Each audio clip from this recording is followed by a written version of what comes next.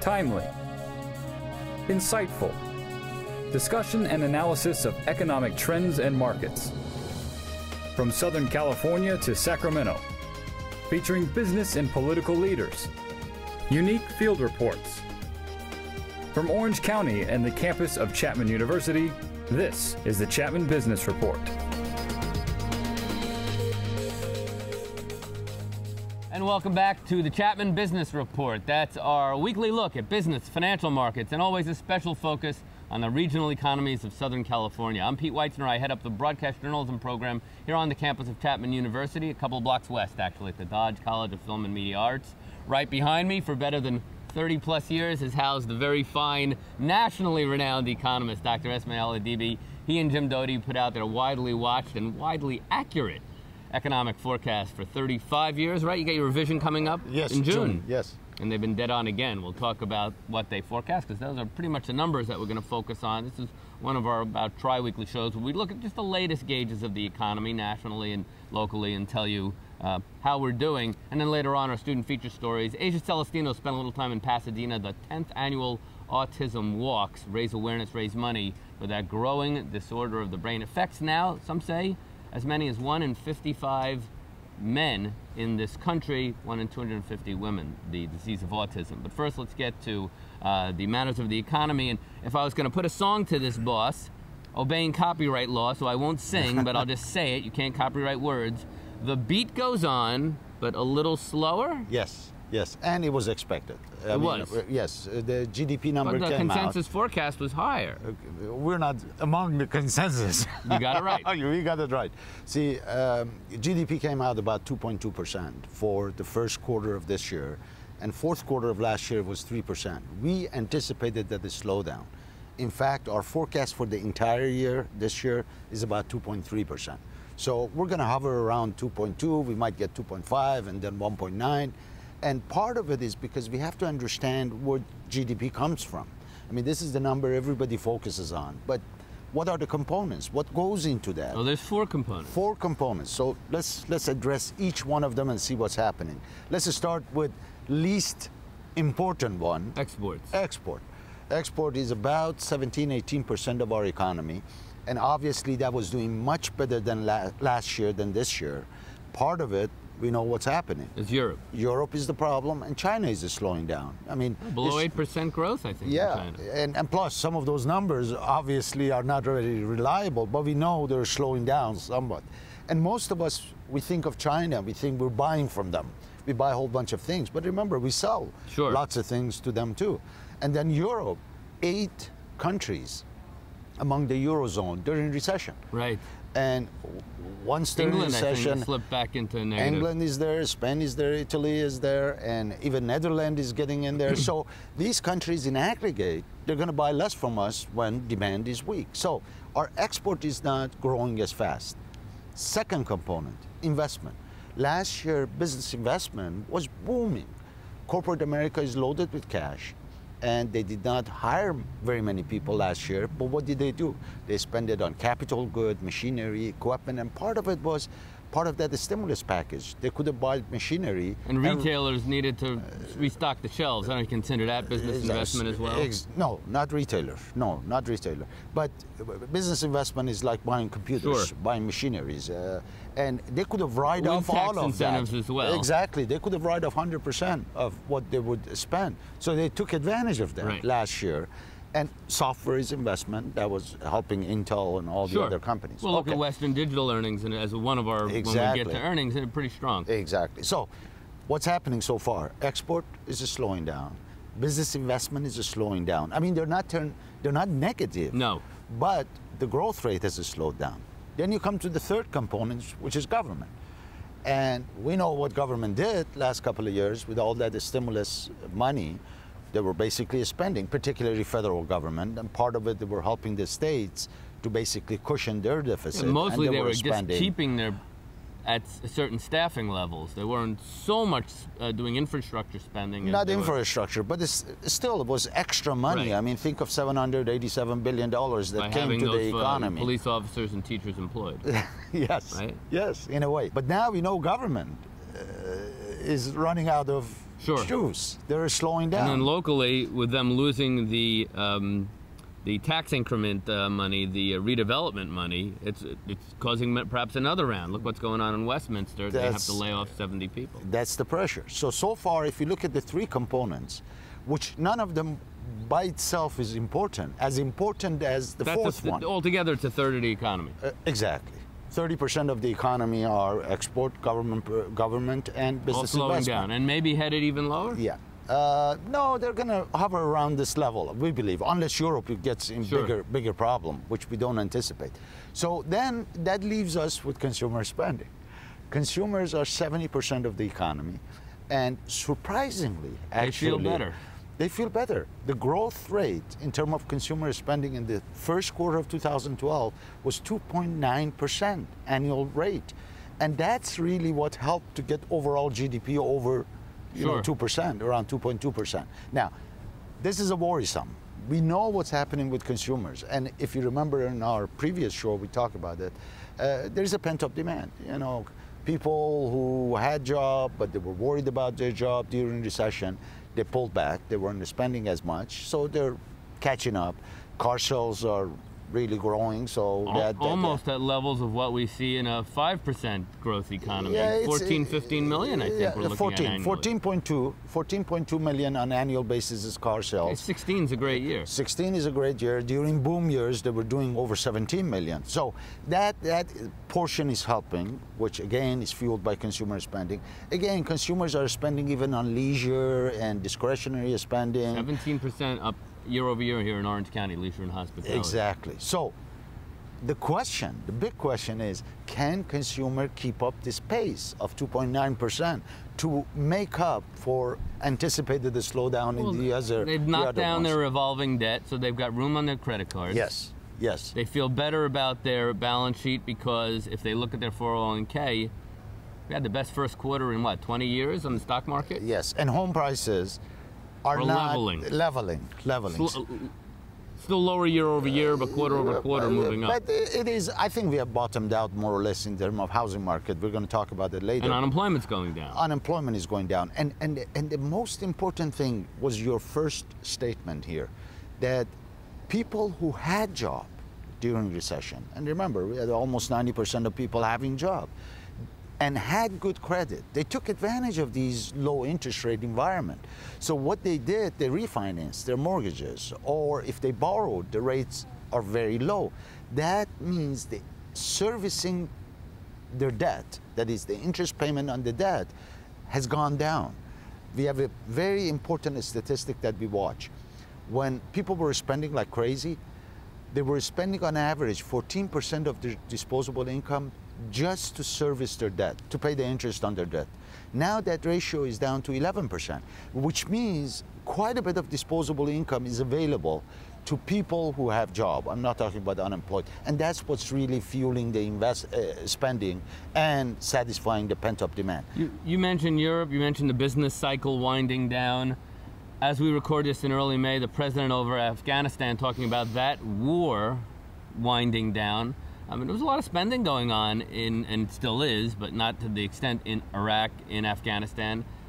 Is that enough to be a significant portion of the slowdown in the economy? That's part of it, why we think government expenditure is going to be down. The president has talked about it, the Secretary of Defense, that to shrink actually our armed forces, along with spending on capital goods that they need. So we don't see much of a juice coming from government, and with all the debt and deficit and all these issues. So don't count on federal government to do much more. State, they're not going to do much more. So again, it goes back to the three components. Will businesses continue to invest? Will foreigners buy our goods? And will our consumers continue this pace? We don't think, again, consumers are going to stay at 2.9%. Right. Spending increases. So when you put all of this together, the number about 2.5% GDP growth is expected and is anticipated by us. And of course, business has to see growth, improved earnings if they're going to hire. Now, we've been on a pretty good ascent. from when nationally we hit 10%, and we've knocked off 2 percentage points and created what, anywhere from 3 to 4 million jobs, I suppose. So, but again, like the GDP figure for March, and we're recording this just before we'll get the April figure, the jobs picture kind of took a little hiccup. The rate stayed the same nationally. We're at what is it, 8.2%, but we only had 120,000 jobs, which doesn't even keep pace with what, population growth. Yeah, but again, let's put it in perspective. First of all, our forecast for this year, on average, is about 175,000 jobs per month. Do you think we'll get a little below this 8.2? Yes, and a little bit below it. If we do 175, right, because as you said, you know, you need so many to just absorb the increasing labor force. But let's digest these job numbers. You said we got what? March number 120,000, right? But we got huge job growth. I mean, I shouldn't say huge. Over 200,000 jobs in January, over 200,000 jobs in February, and then 120 in March. If you average that, we're still over 200,000, and our forecast doesn't call for it. Our forecast calls for 175 on average. So when job numbers for April will come out, and maybe a few more months down the road, you might get numbers closer to 100,000. Okay, anecdotally, I'm seeing some more we had almost stopped on the big layoff announcements. Yeah. I saw B of A the other day. I saw some others. Do you see those? Yeah, B of A just announced. Yeah, big layoffs are behind us. It's company specific now. Within each industry, companies are really, those who are struggling still have to cut costs. But concentrating again on job and tying it to GDP, let's discuss this, which is very important to see how they tie in. If economy is growing about 2%, right? Why employers are going to go out and hire a bunch of people? Because productivity more or less is taking care of it. That's why job numbers are so anemic. To get really numbers over 300,000, you need GDP to grow not 2.2, not 2.5, 4% to get that significant job numbers and bring down unemployment. That's why most forecasts say we get back to 5.5% unemployment, what, sometime in 2015, oh, it's going to take, yeah, exactly. Same thing with the full housing recovery. We'll talk more about the local jobs picture and a lot more with the boss when we get right back. You know, there's been a lot of talk about an IPO coming out later on this month, some social networking company. Also a local company, you know them, Tilly's been around for 30 years. Here's a look at their IPO coming out, probably in a few months. Company makes money. Talking about consumer picking up the pace, and then we'll be back more with the boss, talking about the local job picture.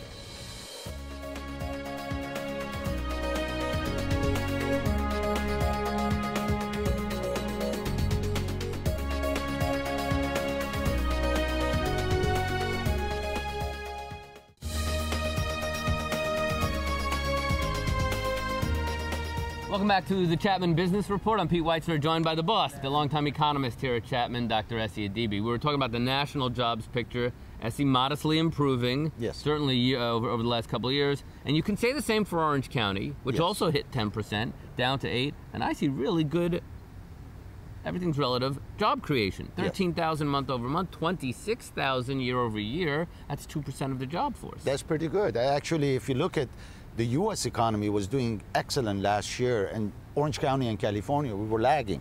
Now, Orange County is picking up speed and is more or less performing like a U.S. economy, and we anticipate that we would do even better, but the state is in big trouble. Second worst. Unemployment rate. Second worst in the country. Third, maybe if you add Rhode Island. Yeah. It's a state. Third worst, only Unemployment is Nevada. about 11%. Is double digit still, and it doesn't go down. And part of the reason is because the state as a whole is not producing as many jobs as some of the counties within the state. You know, Bay Area is growing like 2.7%. Right. That is really outshining everybody else in the state. And then maybe it's Orange County after Bay Area, and then San Diego. Coastal counties are doing much better than the state as a whole, because the eastern part of the state, they're underperforming. So that is the major problem with the state aggregate job numbers, that is not growing as fast. More of the good news for the bad news. So here in Orange County, we mentioned leisure and hospitality. Yeah, it's doing excellent. 3,100 jobs just in the last month, and professional and business services, describe that category. That is a very, very important category. Lawyers. You have lawyers, accountant, architects, computer programmers, basically white-collar workers, and typically professional. Of course, temporary workers are in there too. I mean, I shouldn't say everybody in that category makes lots of money, but typically they're making above average income, and that is really helpful for spending in the county. That sector is doing well. And you didn't mention, by the way, health and education is still doing good. Not as good as professional business services, right, but that sector did excellent during recession. You know, it's a recession-proof. And leisure and hospitality, which is very important for our economy, is picking up a speed for two reasons. One is locals, us. We're going out a little bit more and eating more out and maybe going to amusement park. And secondly is because of lower value of the dollar. We're getting lots of tourists coming here. I mean, if you look at, not just here, look at Palm Springs, it's basically Canadian are taking over, right, you know, with cheap, you know, US dollars. So that sector is really helping too. However, one could say, oh, people who are working in leisure hospitality do not make above average wages, but it's still, for some people, a job is a job, and it's, when you create a job, you're absorbing unemployed, and that's a good news. Looking at the numbers by state, I remember when Michigan was at 15% not too long ago. Yeah. Now, we talked about, yeah. you know, the great business that the automakers are doing, so that's a big part of it, but that's not the entire economy of Michigan. They've knocked their unemployment rate down by 7 percentage points, and California stays stubbornly at 11 and 11.5. And what are they doing right there that we're not? It is. I still go back to auto situation because, you know, they were producing less than 10 million cars. Now they're closer to 14 million on an annual basis, and they're generating job, and there's always multiplier. Well, let's get impact. back to California. Here, unfortunately, you know, why expand the business here when you've got exactly. If you look at all the regulation, high taxes, and an uncertain situation and with the budget, some of the regulation around the labor. You know, that is, can you pay overtime or you can't pay overtime, workers' comps, and then high energy costs. So when you, and high housing costs, you know, when you're still expanding, still, everything is relative, sure. Right. Home prices nationwide went down, but relatively speaking, we're still way up there. And if business wants to produce something which is not, doesn't really require sophisticated labor force, they want to go somewhere that labor is available and it's cheap, and that ties to the housing. If housing is cheap, typically you can get workers to move there or to be available there, and it's easy to expand in those areas. That's why Texas, Arizona, and Nevada are prime destination for those companies who want to expand, not to go overseas. They go to these states. At the annual indicator survey, which is what they call it, that the county puts out, they isolate it as the #1 challenge facing Orange County, the lack of affordable housing. Exactly. It is. It is. It's still, we forget. Young people are leaving Orange County by tens of thousands. They'd love to stay. Yeah, they can't buy a home. The data is not really clear, but, you know, anecdotally, you see, you know, some of our graduates from Chapman, they may get a job here, and then quickly you see they're transferring somewhere else. Part of the reason is, can they buy a home, and can they really start a family or rent all a home the other at a costs. reasonable rate. Yeah, yeah. So you have to make $27 an hour now in Orange County to rent the average home. Yeah, and unfortunately rent is creeping up, which is tied to the housing market again. Because home ownership, I think, is what, at a 20-year low. Home ownership has gone down, and very many people who went through foreclosure, short sale, they don't have good credit, and consequently they can't buy another home, so they're renting. Credit's so still tight, rent demand is high. Having said all that, we do see signs of life in the housing market. Yes. Just looking first at values, which affects everybody. The Case-Shiller folks put out that still year over year we're down, but month over month maybe moving up. And even year over year, a market like Phoenix, they see a 3% increase. Mm-hmm. Atlanta was still down 17%. We were down 5%, so we hit about, on the median, about 430. We went down to 400 is where we are now. Yeah. But they think that's about the floor. And that I think we're getting there, yeah. Next year, they say, all across the country, home value should move up 6%. That's not a small amount. I doubt it very much. That's too optimistic? Too optimistic. But, you know... 2013. No, I still think it's too optimistic. But let's forget about prices. That's part of the problem. Yeah. Everybody's focusing on prices, and there are so many measures of prices out there. Case-Shiller, California Association of Realtors, and DataQuick, which sometimes you get a little confused which one is showing Case-Shiller what. measures all homes. DataQuick uses sales. What we should concentrate is sales, and that is really more look important. At the March sales in Orange County. Up 7%. Well, actually, they're up 9%, actually. 9%. Oh. Now, again, we put in perspective about 3,000 homes. When we're going really well, we're between 4,000 and 5,000. Yeah. But you hear stories of multiple offers. That's important. See, forget about prices. We have an inventory out there, two types of inventory. Some of them are short sales and foreclosure, and some of them are regular inventory. Right. People want to sell, buy a different home, or move out of area. Probably second one is more true. Right. You have an inventory, and for inventory to shrink, that's a supply side. And remember, some home builders are building too, Absolutely. so the new homes are kicking in. So you have the inventory of home, that's a supply, and you need demand.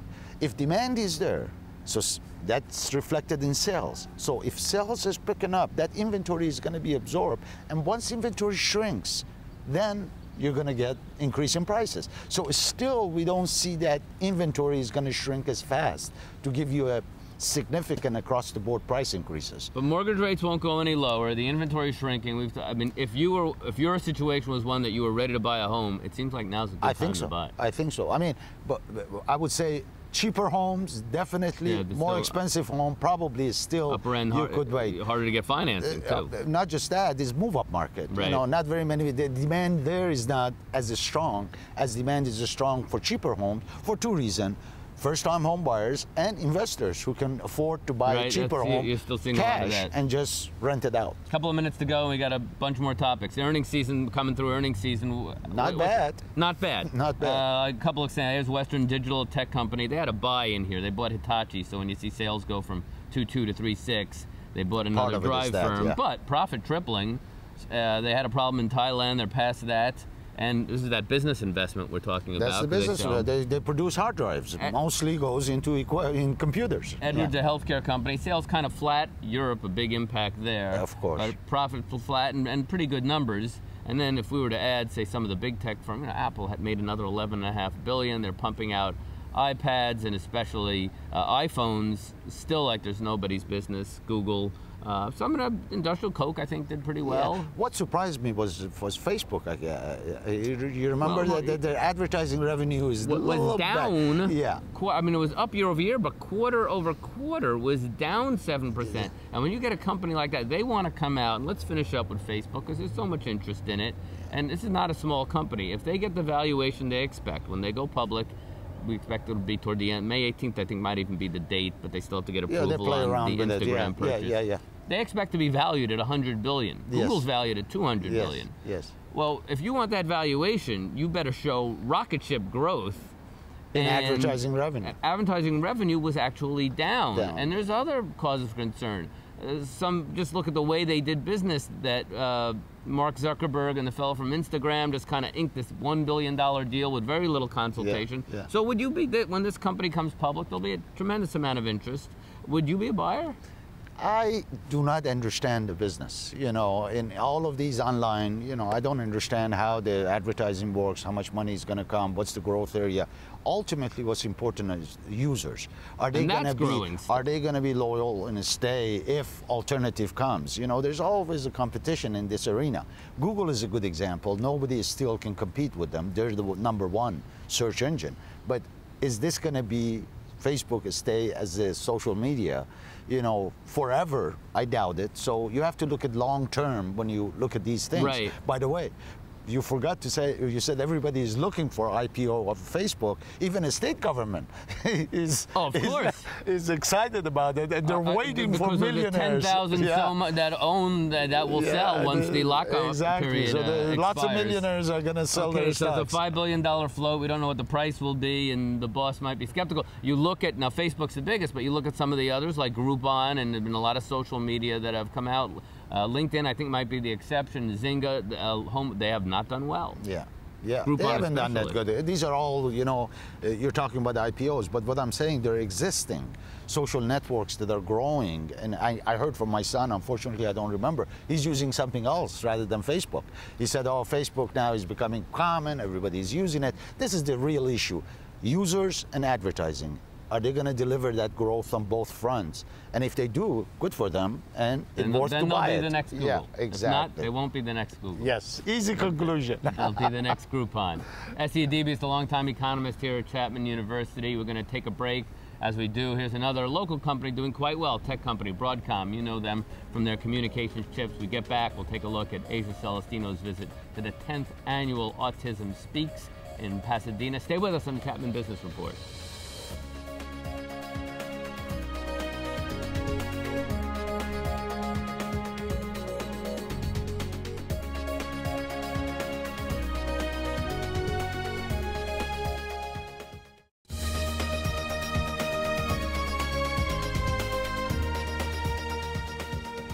Time for our great student feature stories. Autism is a disorder of the brain that, as you know, is growing and confusing in the rate of growth and incidence in this country. By some measurements, 1 in 55 men, 1 in 250 women, 2 million Americans suffering from autism. And so it was at the 10th annual Autism Speaks walk in Pasadena. They showed up by the tens of thousands. Here's Asia Celestino. Autism Speaks held its 10th annual Walk Now at the Pasadena Rose Bowl. I love that Autism Speaks gets this community together. I mean, this is a huge event. The event started at 8 a.m. and people hit the ground walking. The 5K route draws people looking to spread awareness. The time is now for everybody to get on board. We got like 25 to 30 grand people out here, and I'm so thrilled that everyone seems to be more on the same page. That's what it feels like this year. We're trying to do our part with our books and awareness and using our platform to talk about autism. But I'm just feeling a real sense of being on the same page this year, more than ever. The rate of autism going up and up and up is so alarming and dangerous, and I think we just have to figure out what's going on. And why not support this amazing cause, raise some money so they can get in there and figure out how to cure it or prevent it. And Autism Speaks doesn't just talk the talk. They walk the walk, bringing in millions of dollars toward research every year. Autism Speaks has invested close to $174 million in autism research. And the organization has grown from a handful of people to close to 200 individuals. And that's just the people that are working for Autism Speaks, because our volunteer base, we have over 90 walks nationwide. And so the Autism Speaks family grows way beyond the number of people that we have working for the organization. Autism Speaks raised awareness and funds with more than $1.6 million at this walk alone. Reporting from Pasadena's Rose Bowl, I'm Asia Celestino, Chapman News. There is no, at this date, definitive reason for the rate of increase in autism, but we are learning more about the cause. Most scientists agree that it's a combination of genetic and environmental factors. We thank Asia for her terrific report. And as always, to the boss, Dr. Esmael Adibi, for his wonderful insights on the local and national economy. To Jeff Cole, class of 2001, and his gang for putting on the Chapman Report. They do it all, from lugging the equipment to making us look as good as they can. Our thanks to them. Thank you very much for watching the Chapman Business Report, and we're back again next week. Another look at business, financial markets, and a special focus on the regional economies of Southern California. I'm Pete Weitzner.